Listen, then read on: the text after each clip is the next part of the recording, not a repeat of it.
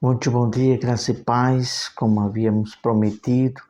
Hoje estamos aqui com a meditação falando sobre falsos profetas, seitas e fanatismo, para ensinar, para que todos venhamos entender esse assunto muito delicado que precisamos ter muito cuidado. Hoje, terça-feira, 22 de julho de 2026. Vamos orar a Deus. Peço a você também que quando for ver esse vídeo, ore a Deus também, peça discernimento para que entenda a tudo que vai ser falado, confira, leia todo o contexto. Não, a gente vai ler só alguns versículos, mas leia todo o contexto que se refere ao que a gente vamos citar aqui, tá certo? Vamos falar com Deus. Santo Deus e Pai, ó Deus, desde que o querubim Lucifer se rebelou junto com alguns outros anjos que não quiseram se submeter, se rebelaram contra ti, é que tem entrado a mentira no mundo inteiro. E muitos que trilham pelo caminho da rebeldia, que não se submete aos teus ensinos, meu Deus, sempre cai nessa fraqueza, meu Deus. Ó Deus, tem misericórdia de todos nós. Em nome de Jesus, nos ajude a nos livrar do que se é ensinado de forma errada e que todos venham atentar para o temor à tua palavra. Em nome de Jesus, amém. Nós vamos refletir nesse assunto de forma resumida, porque aqui são meditações que nós aqui vemos neste canal. São poucos minutos, às vezes a gente excede um pouquinho o tempo, mas sempre é de poucos minutos. São meditações. Então, o título deste assunto engloba a 3 coisas a ser falada. Primeiro, falso profeta. Segundo, seitas e fanatismo.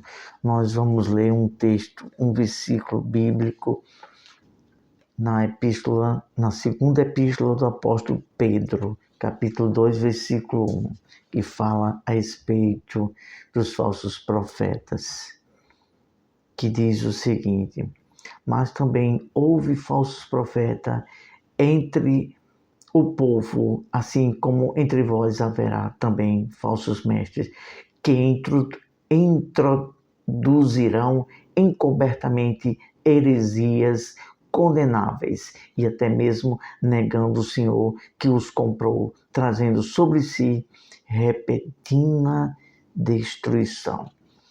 Este contexto, falando sobre esse assunto, em 2 Pedro, capítulo 1, e vai até o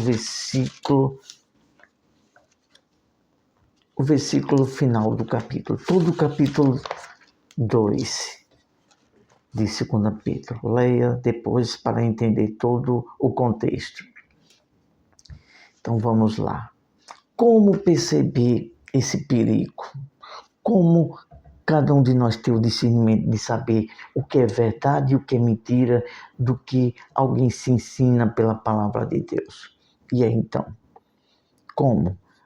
Examinando as Escrituras e conferindo. O Senhor Jesus, o Filho de Deus, disse, se vocês querem saber se eu sou de Deus, se ensino, então confira com o que está escrito e você saberá se eu estou ensinando de Deus ou não. Então, confira tudo que alguém fala no nome de Deus. Leia todo o contexto sobre aquilo e até mesmo outros assuntos que se refira sobre aquilo para que você entenda se aquele ensinamento, aquele ensino é de Deus ou não. Isso, Jesus falou isso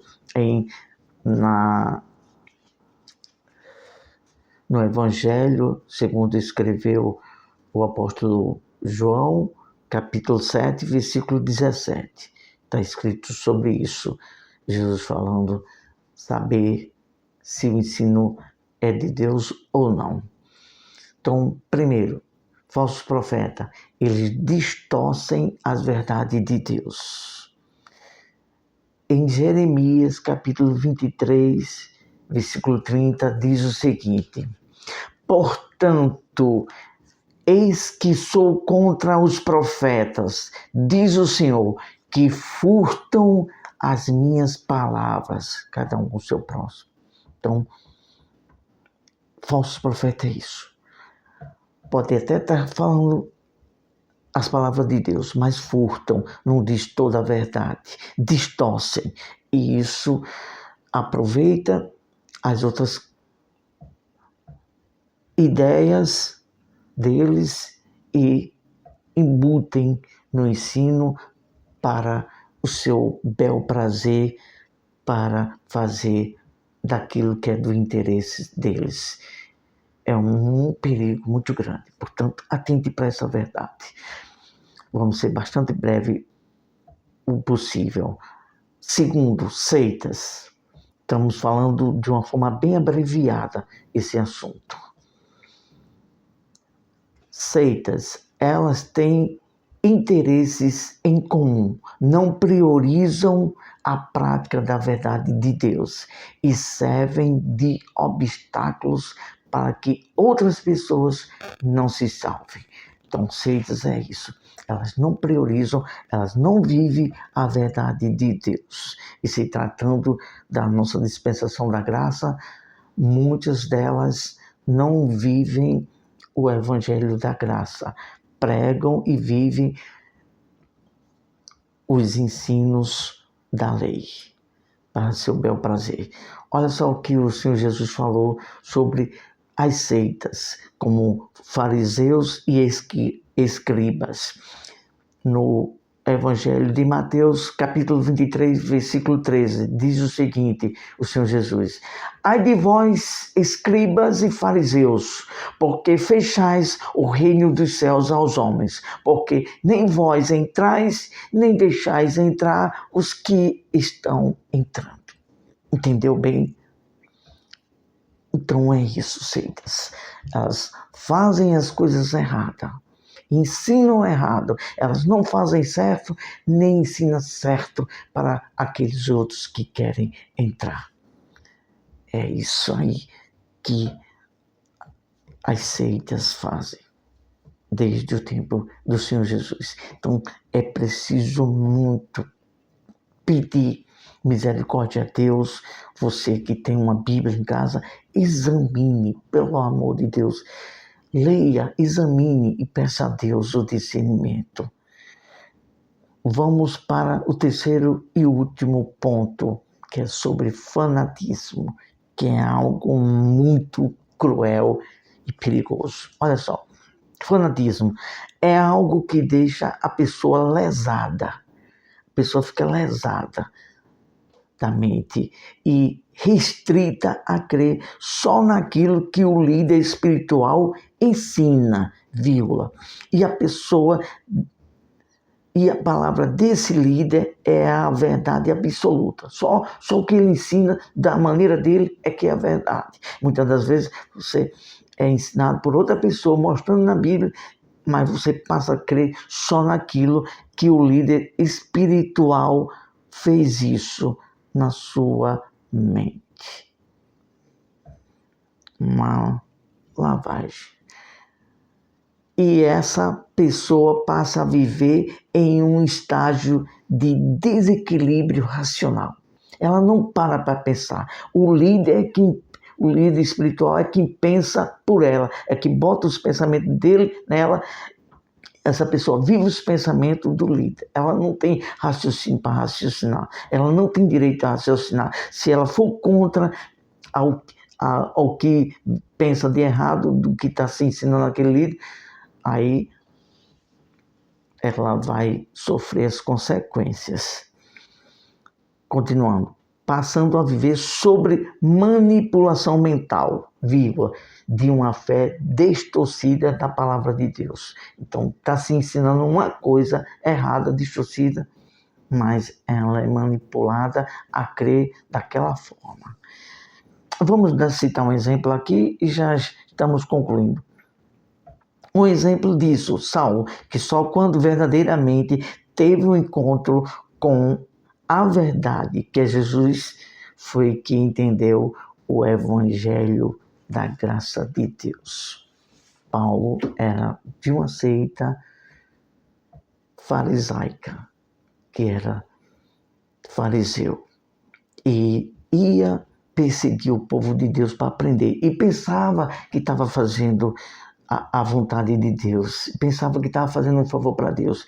E são muitas as pessoas que estão caminhando, trilhando em algo religioso dentro de um templo, pensando que está servindo a Deus, mas está trilhando o mesmo caminho, tal qual uma seita, e pensando que está servindo a Deus.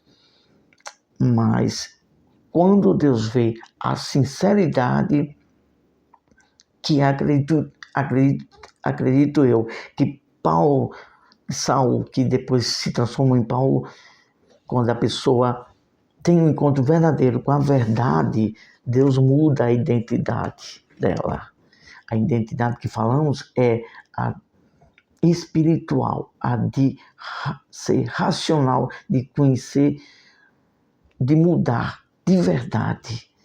Então, a pessoa passa a viver o evangelho da graça, que só mesmo a palavra sendo pregada a Cristo, o crucificado, e na fé verdadeira da palavra, com o evangelho da graça, tendo encontro com a verdade de Deus, é que a pessoa verdadeiramente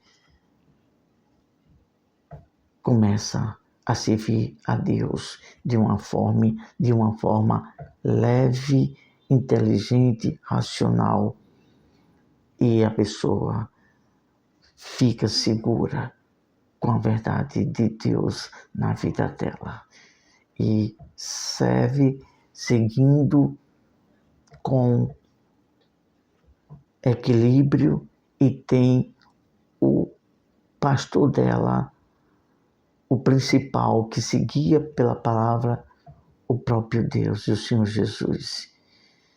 A gente tem que ter muito cuidado, que é algo sério, porque pode atrapalhar a salvação. Foi o que Jesus disse: vocês não entram e estão atrapalhando a quem quer entrar. Jesus disse aquilo que em João, um dia nós falamos isso, que iríamos falar sobre isso, sobre este versículo. O ladrão não vem senão a roubar, matar e destruir. E Jesus falou para entrar pela porta. Esse ladrão a que Jesus se referiu foi aquelas pessoas, os líderes religiosos que estavam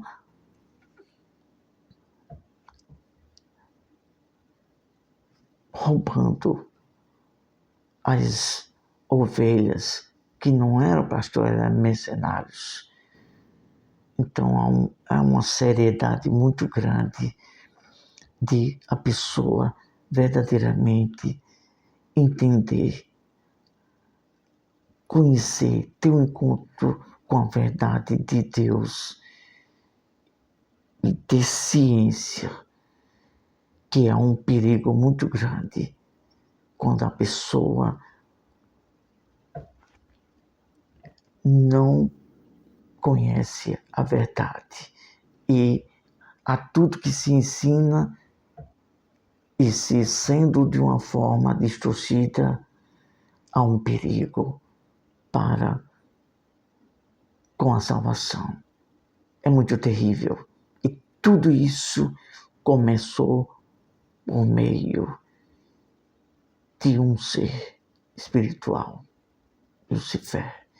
E todos que se rebelam, todos que querem fazer sua vontade própria e não aceita de Deus, não é grato pela de Deus, pelo evangelho da graça de Deus no nosso tempo, cai na fraqueza de trilhar caminho de Balaão, que foi um profeta que estava servindo a Deus, mas por causa disso se corrompeu, e assim tem sido o caminho de muitos líderes que têm trilhado no caminho de Balaão e prejudicando muitos com os ensinos distorcidos.